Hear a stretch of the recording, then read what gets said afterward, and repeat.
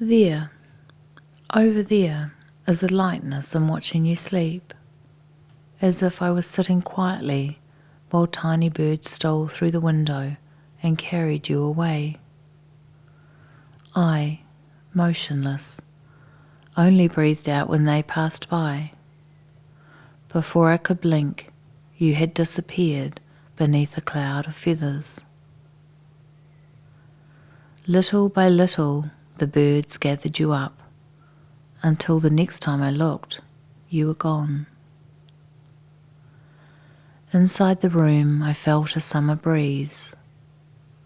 When I looked down, my feet were resting on blue sky. Outside, there was the sound of seeds falling through the air.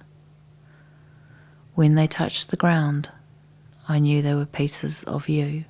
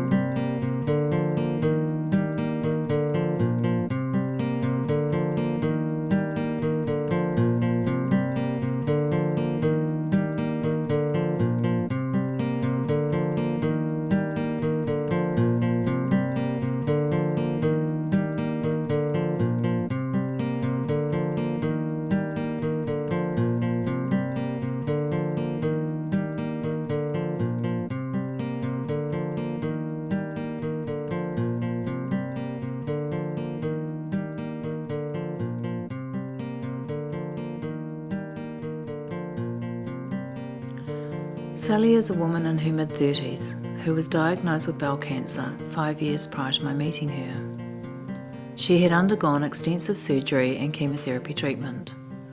She believed that she was in remission when she went for her 5-year checkup and was diagnosed with extensive liver metastases. She was referred to oncology, where she was told that there was nothing they could do to cure her. She was offered palliative chemotherapy, which she accepted, as she believed that it was the right thing to do.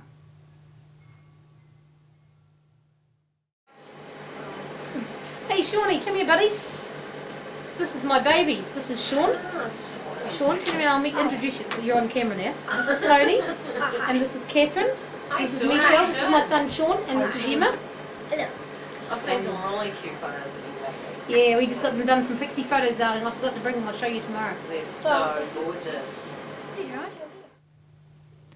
Sally's goals prior to diagnosis were to live to see her children grow up, complete her teaching qualifications, and marry her fiancé Phil, and of course to save for a home.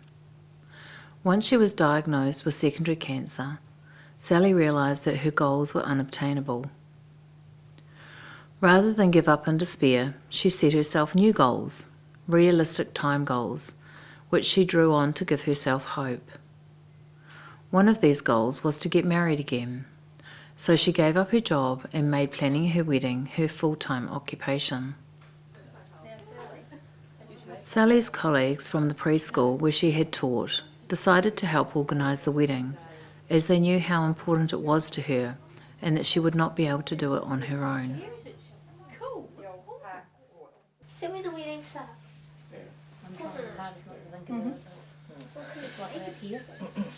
I don't even know why they bother setting a time.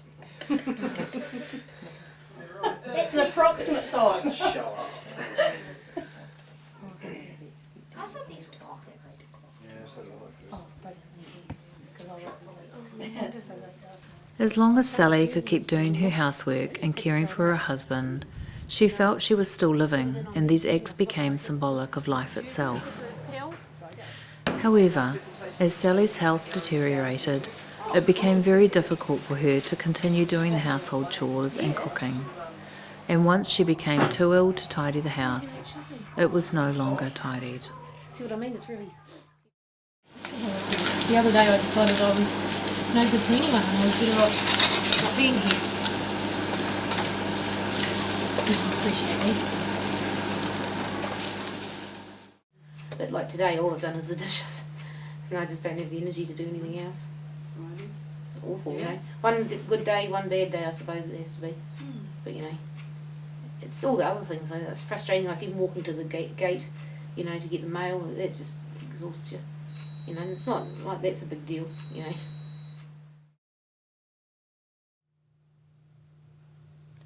Sally often spoke of feeling invisible in a world that continued on around her, without noticing that she was dying. Sally's way of dealing with the invisibility of her illness was to shock people with this news. In one situation, she told a florist in a shopping mall that she was looking for flowers for her funeral. The florist was quite shocked and told Sally that she looked really well and suggested that there might be some hope. Sally just walked away. Sally struggled with other people's lack of acknowledgement of her illness when I first met her. She said she felt isolated by her difference. Sally felt that her husband and her family didn't understand the nature of her illness, and she often wondered if they even believed that she was dying.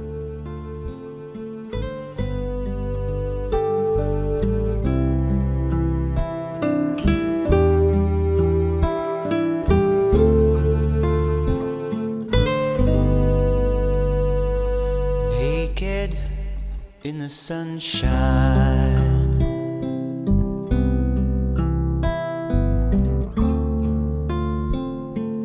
people wonder why.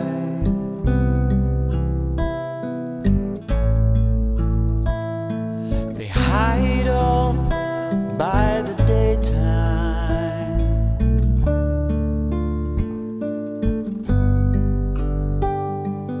much too scared to try.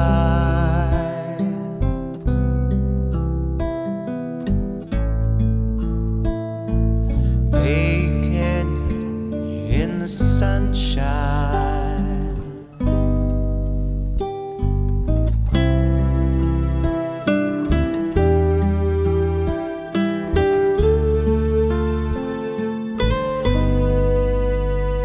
I could burn some in the sunshine.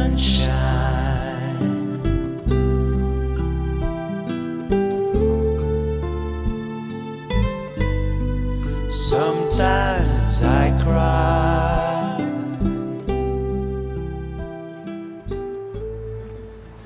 What do you think, Dave? I like it. I do too. I like the colours and you don't get any regrowth. Yeah, exactly. No, I like this.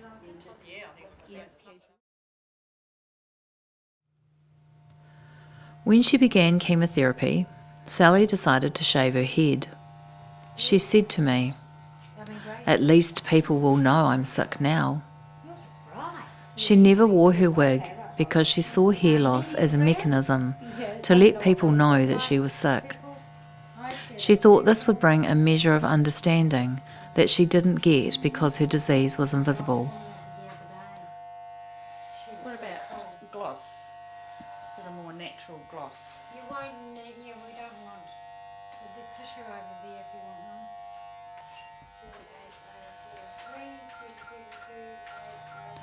The wig that was made ended up on the back seat and eventually the floor of her car, which is where it stayed.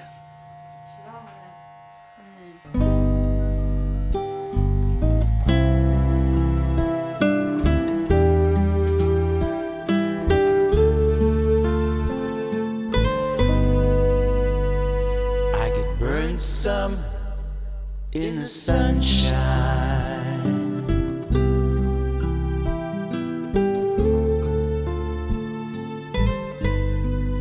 Sometimes I cry.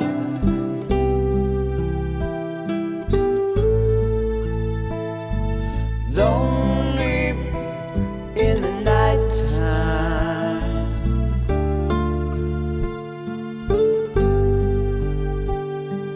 much too scared to try.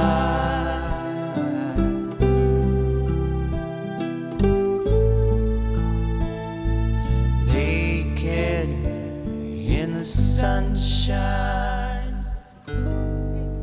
Oh.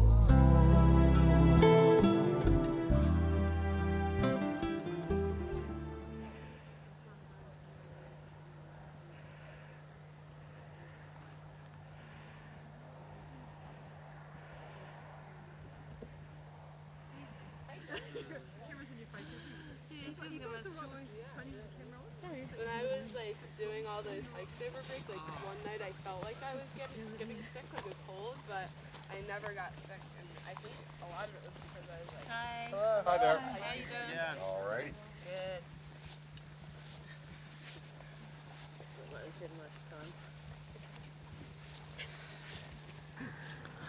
I have often asked people with a life-limiting illness where they want to be at the end of their life.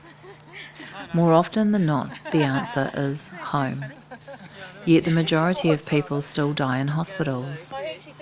This pattern will pose significant challenges to the health system and its finite resources as the baby boom generation ages and encounters increasing episodes of illness. Questions about how resources are used for end-of-life care have never been more important to address than they are now. The increasingly ageing population will have needs that will not be able to be met by the health system. We need to figure out how to use the resources that we do have wisely. But we also have to consider what people need at the end of life. People may say that they want to die at home. People have said, "Please take me home," again and again to me as a social worker. But the reality is that families often lack the resources to care for a loved one at home, and communities often lack the resources or systems that are required to care for a loved one in the home environment. Do you want to sit on this one instead? It's really shaky today, I don't know why. The last couple of days haven't been that good, actually. I feel alright myself, I'm just really shaky. Must be getting Parkinson's. You shouldn't have to come over and do all my housework for me. You can tell the cleaner hasn't been, eh? I actually haven't noticed, to be honest, Sal. I don't care. Does that mean that it's that dirty always? Hey, it means that it's not what I'm here for. To take care of how much dust is on your fucking shelves, or you know what I'm saying? Me, Here?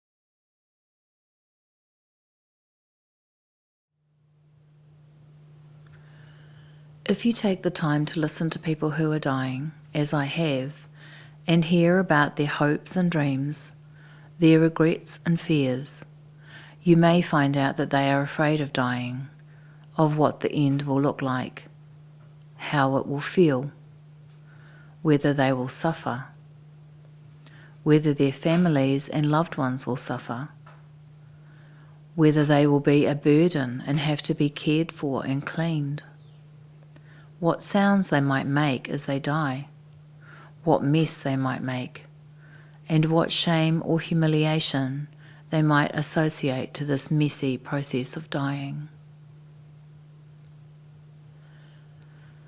Layered on top of the physical process of dying are additional fears that tend towards the realm of spirituality and existentialism. Welcome to the funeral of Sally Bath. To the spirits, farewell 3 times. Farewell to you, farewell. I have departed from here to the night, the long night, the night without end. The dead lie with the dead. To the living assembled here, greetings to you all. I have become a star in the heavens. While living, I attempted to be a strong woman. Now my canoe will be paddled to the resting place of many. Lie in peace, respected one.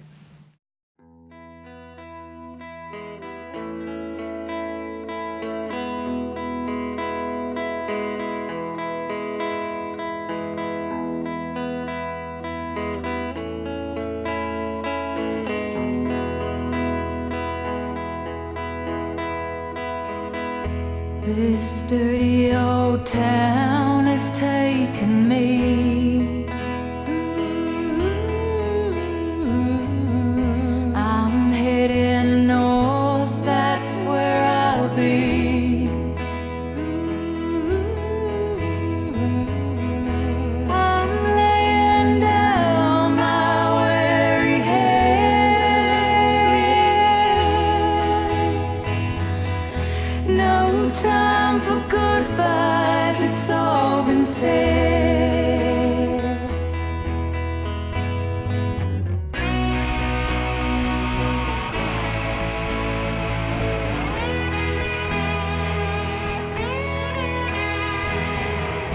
Like all good things must come to an end. You never were one to pretend.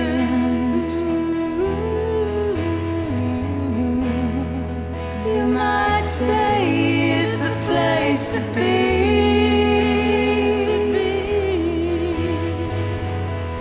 I've always been one to disagree.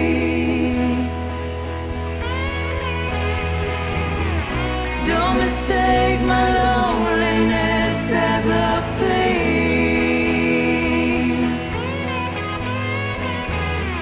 Don't believe everything's a mystery.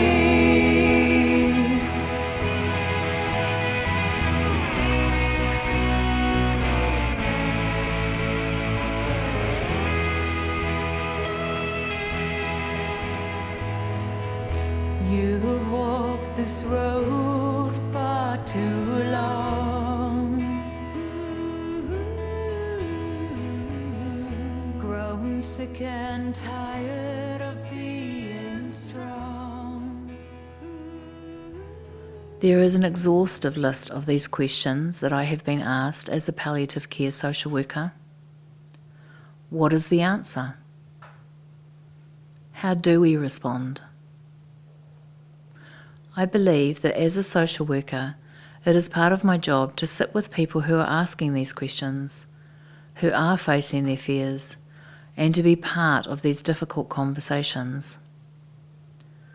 We do not have to have the answers, but we can create space for people to ask the questions.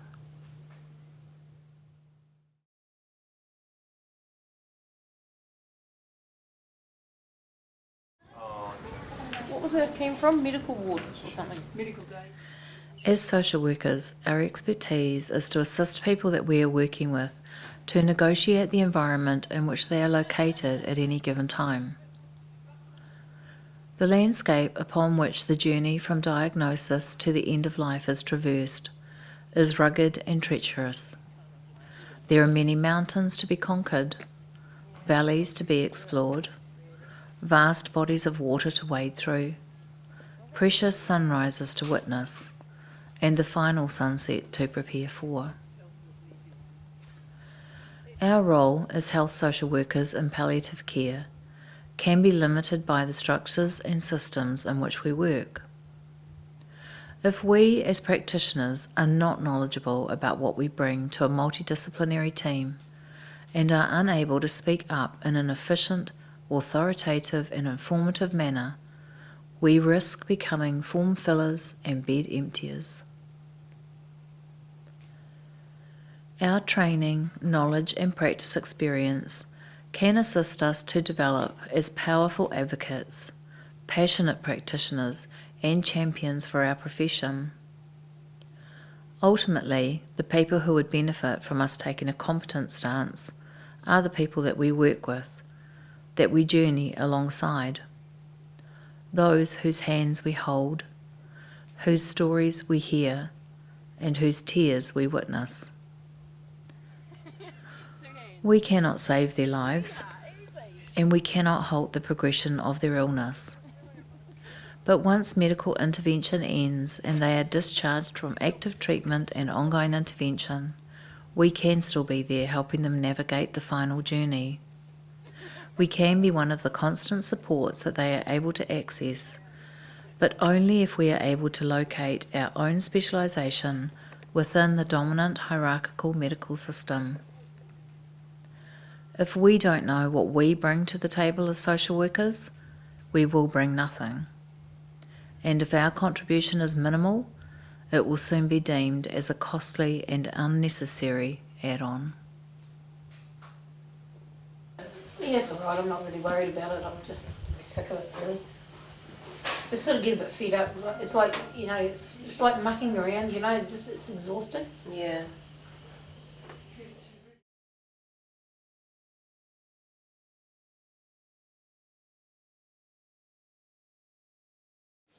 And now, while we're here, we have to get a purple bin, because we're going to be taking that off ourselves at home. And I had to let you know that my husband's allowed to change the dressings at the weekends. Yeah. And what was the other thing I had written down?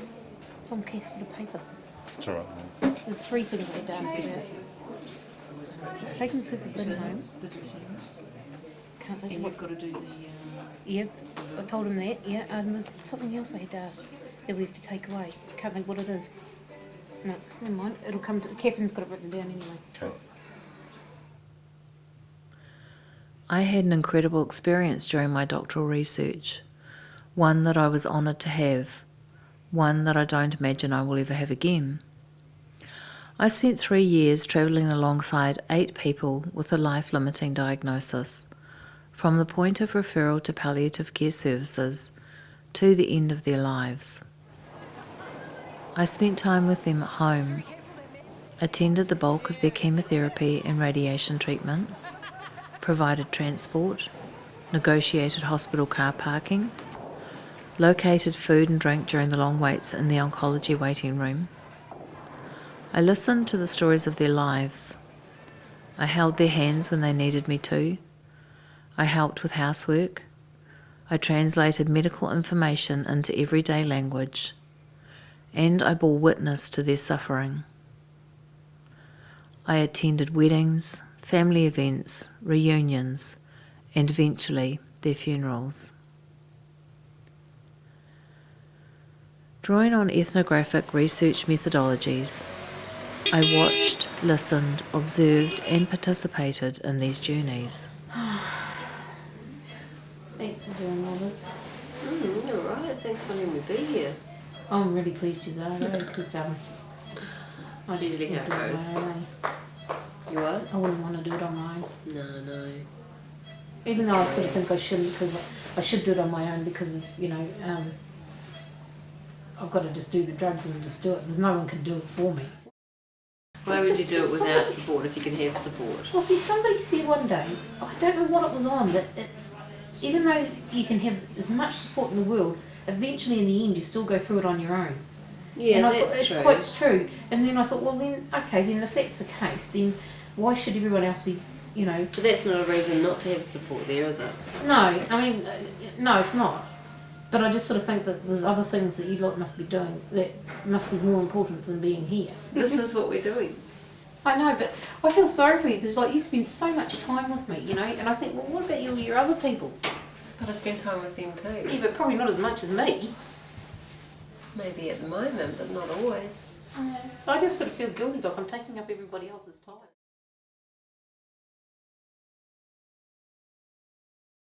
You know, yeah. I know, but just to clarify something you said before, Phil can't catch the cancer. Right. The drugs are carcinogenic, so even though the drugs are used to treat cancer, the drugs can cause cancer in a healthy person. So that's what they mean by the drugs are carcinogenic. But they have to let you know that that's a risk factor. So that's a really big difference, eh? Just that I sort of feel like basically just don't go there at all, you know, No, but until that's- say till that's- Friday. You know. That's just not good for you. No, it's not good for me. Well, then don't do that to yourself, Chloe. Yeah, but then I don't know how to stop it because I don't want to give him anything. You but I won't. also don't want to, you know, It's really hard to, Sally. The only thing you need to do is wear a condom. yeah. Yeah, so I don't know if he'd do Apart that. from that, it's fine, unless you're going to lie on top of him and sweat all night long. I don't think he'd She might. The chemo comes off, so the first time I can kiss him is Friday of this week. And yet I was having the drug yesterday. This is what gets me. While the irinotecan was going in, which is the worst drug that I can be on, he was giving me a kiss in the thing, in the room, and the nurse was there, and she never said anything, you know. So how come now all of a sudden all of that's bloody taboo? And she said, in Dunedin, they never, ever, ever said anything about sexual relationships or anything like that at all. They didn't even mention it. Whereas up here, the nurse said something very quiet. She said, I don't know if you do anything, but if you do anything, you'll have to wear condoms. And I said, did you feel like a naughty kid? I did. Then she changed the subject. I negotiated the boundaries of being a social work researcher, and I documented the stories of these 8 people as they engaged with and became enculturated to the health system. I saw them cared for in the journey through the health system by people who were often overwhelmed by their own workload, but took time to care anyway. I watched them move inevitably closer to the end of their lives and grapple with 2 competing needs: the need to be prepared for death and the need to hold on to hope. Hope that they might live, that they might beat the cancer, that the treatment might work, that the surgery might work, that their complementary therapies might work, that the spiritual reprieve they prayed for might be offered. Hope that they may live longer than expected, or simply the hope that they might die calmly and peacefully in a place of their choosing and with the people they wanted surrounding them.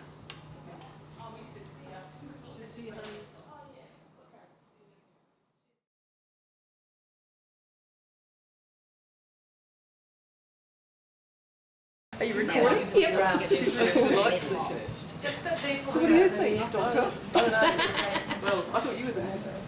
No, you're the nurse. Oh. I want to be the doctor because they get to deal with cuttings. Excuse me. I was panning down to get the right thing. Yes, they're a little short today, so we're going to do the procedure for you. Thank you very much. So I once saw one on TV. I got your boots. So we'll be doing the procedure. It might take a little longer than usual, but that will be fine. Like 5 hours before you find a jugular. But we'll get that stent in, no problem. I don't have to ram it down a few times. Now, shall I take your blood pressure? No, I don't have one. It's good. It's good. Switch back, try that. Try that. These are the only nude shots you get. The only nude shots. I haven't seen anything yet. Shoulders don't count. You will soon. Oh, they're not really. You know I knew these. You wait till they put the drugs in. There's no movies.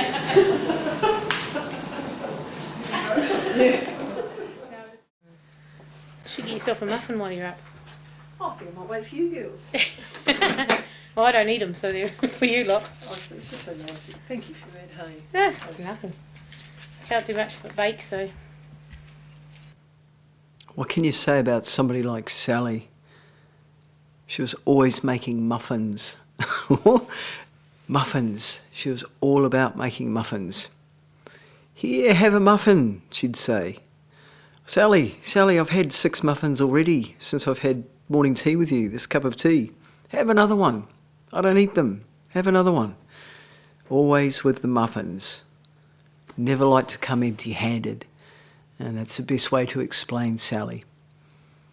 I imagine it takes quite a lot of guts to open your door, your home, and what's left of your life to strangers. Sally did. I think she was very brave. And I think she made some good choices at the end of her life. I watched her world shrink around her. Everything seems to retract. And she became enclosed and less able to do things. And it was really nice that between us all we had time to spend with her out, walking and visiting places she'd never been, sharing experiences with her she'd never had before. She was always ready to laugh. Something I really liked about her. Laugh, tell a story, listen to people. She was curious about people. I mean, making your own funeral video, that's beautiful, it's sad and gutsy all at the same time. And that was Sally's way of accepting the inevitability of her own death. She was going to die. And Sally's way of saying goodbye and doing it well. I liked her. She's a nice human being. If I had a question for you, for people who are watching this, watching the remains of somebody's life, there's a question that's twofold. And the question is this: are you supporting people to live while they're dying, or are you supporting them to die while they live?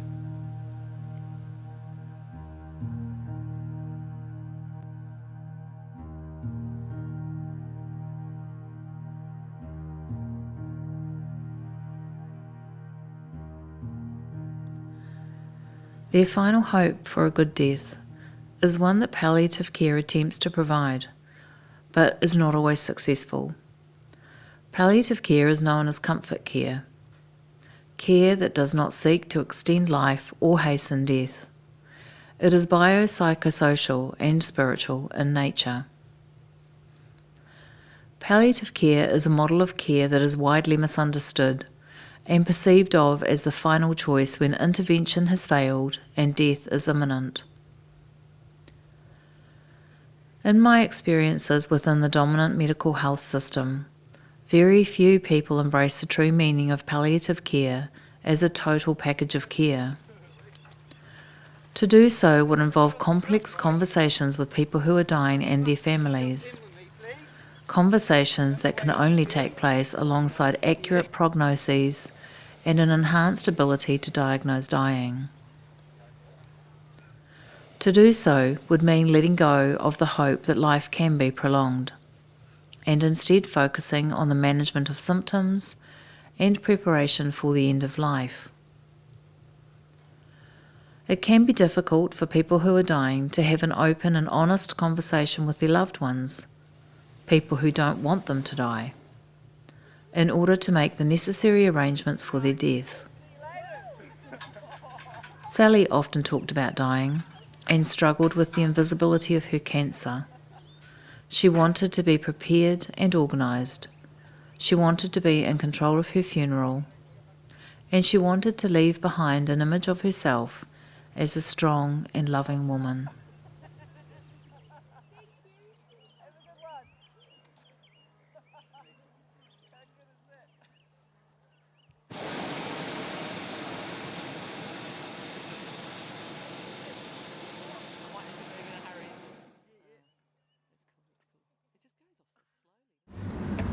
Oh, they're just coming down now. Oh, sweet, in we go.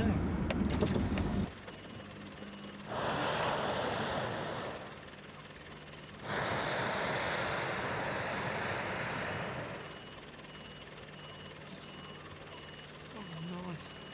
Oh, that's good. That was the parachute. Woohoo! I can hear her laughing. Yes! How good is that?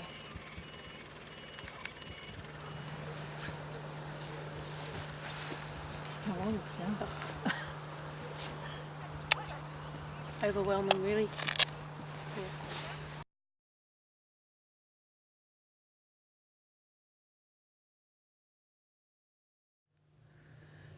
As I found out during my 3 years with the research participants, it is a very individual journey. And as Sally and many other dying people have said, ultimately it is a journey that they take alone.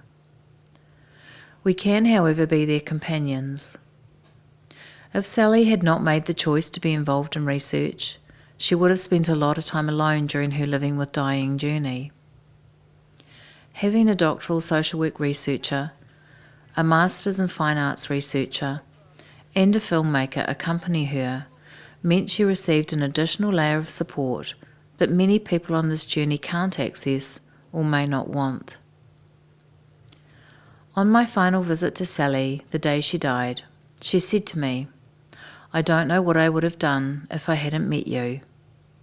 I guess I would have just been alone." In the 2.5 weeks that followed the end of chemotherapy, I noticed Sally deteriorating every day and supported her to inquire into private hospital care. The day prior to going into care, an option that Sally didn't want, but felt she had no choice as she could no longer look after herself. I found her at home alone and very sick. Sally has tears in her eyes and says, "I'm running out of time. I just want to die anyway. I can't stand without falling over, and I can't eat or do anything." I hold her hand and tell her that I'm sorry she is so sad. She says she didn't want to die like this. I ask her what she wanted. She replies that she didn't want to go from being sick with chemo to being sick from cancer. She wanted some good time with Phil. She wanted to do all the things on her list, and now she won't be able to do them. I acknowledge her sadness and sit with her while she cries. Sally talks a lot about her funeral video and how it is finished now. She says she thinks it is just in time. There are tears in her eyes as she makes this comment. We call Sally's GP and he comes to see her at home and says she needs to go to the hospital for x-rays of her arm and back because she has fallen multiple times within the last week and is black and blue with bruises. She cannot drive and she cannot walk. She says she does not want to take up my time, but I tell her I am taking her to the hospital anyway. I am in front of her, holding her under her arms. She leans on me as we move. Her legs give out on her about 2 steps after getting out of her chair, and she begins to cry. I tell her that it is okay, I won't let her fall. It takes all my effort to hold her up, and I am scared that I won't be able to hold her, but I don't let her know. She takes another couple of steps, and her legs give out again. This time she leans her head against my chest and sobs. She says, "I'm dying. This is it. I'm dying." And she just cries, leaning into me. I want to stop and cry too. This is probably my saddest moment with Sally. There is something about the complete and utter despair and loss of hope in her voice that touches my heart deeply. This is a very intimate moment as I stand holding this 5'2" woman in my arms while she leans into me with her head on my chest and sobs her heart out. I know we need to keep moving, so I tell her I'm going to take another few steps. She manages to take about 6 steps before her legs give out again. I hold her up, and as soon as she can, we move. My back feels like it is going to break, but still I hold her and turn her around to sit her on the passenger seat of the car. Then I lift her legs in and I wrap the blanket around her. I drive Sally to the local hospital accident and emergency department. She is in a miserable and dishevelled state. Seemingly unaware of how sick Sally was, her husband Phil had gone to work, but he arrived home as we were leaving for the hospital and he followed us in his car. Sally was seen by 2 doctors who sent her for scans and told her she was in pain because she had bone metastases in her shoulder. Phil and I talked while Sally was having her scan. I tried to tell him that she was dying, but he was adamant that the oncologist had said she wasn't, and he would not listen. When Sally got back from her scan, she was distressed. She didn't think that the staff believed that she was sick. She kept saying, "I just want to leave, I just want to go home." The doctors agreed that there was little they could do for her and discharged her home to be seen the following week by her oncologist. Phil and I took her home and helped her into an unmade bed, which she didn't want me to make for her because she was cold and just wanted to sleep. She took her medication and fell asleep.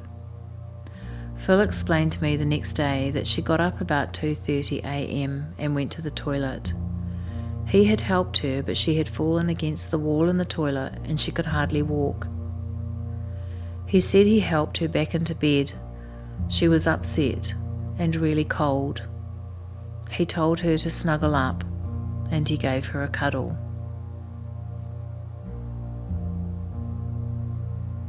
Sally died during the night, at home in a bed with no sheets, surrounded by washing that needed to be done. Her husband and family comforted themselves by saying that she died peacefully in her sleep. However, her death is an unknown quantity. She may have been peaceful and died in her sleep, or she may have been in pain and distressed, as she had been in the 48 hours prior to her death.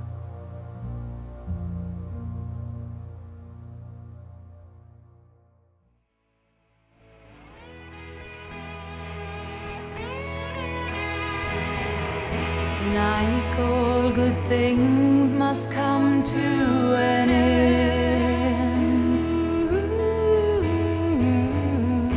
You never were one to pretend.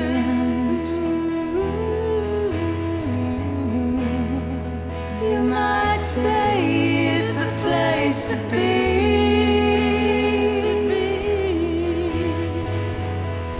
I've always been one to disagree. Don't mistake my loneliness as a plea.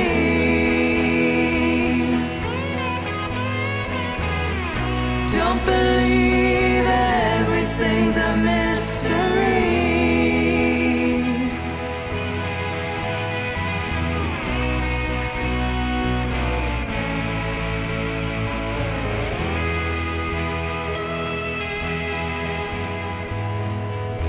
You've walked this road far too long, grown sick and tired of being strong. Too much of a good thing, some might say. Yeah. It's easier to lose it all today.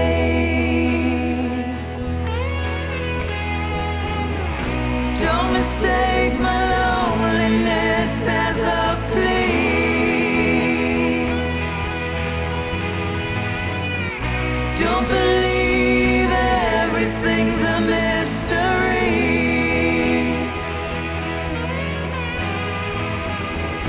Often you talked about destiny, the present's the gift, the past is just history. 'Cause there doesn't have to be a good end to every story. No, there doesn't have to be a good end to every story.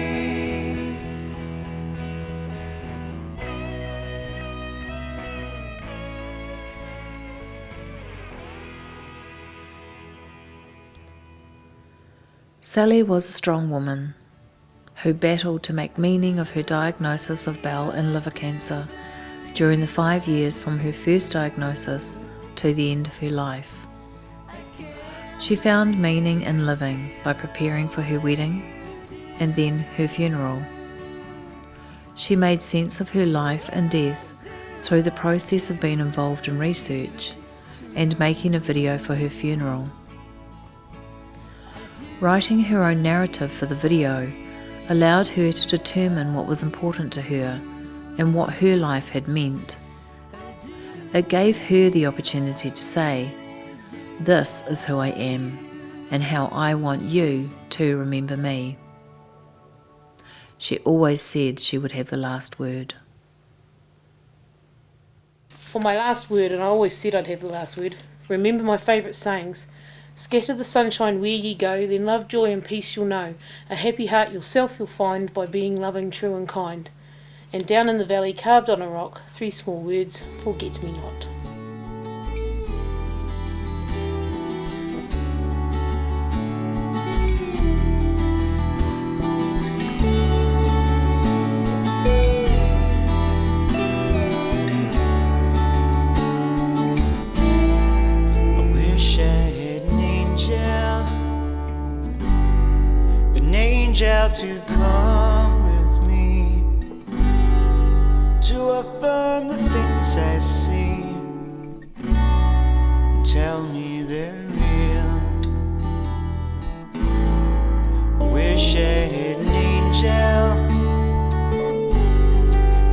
angel to comfort me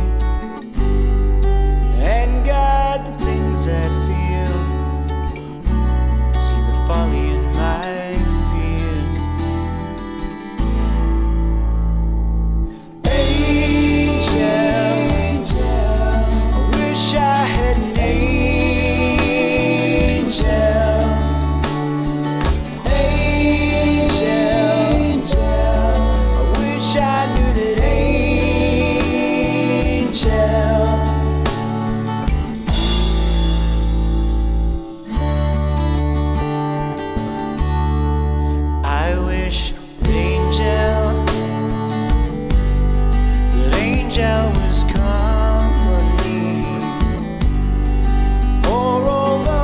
Just like me, children of the heart, and I wish I had that.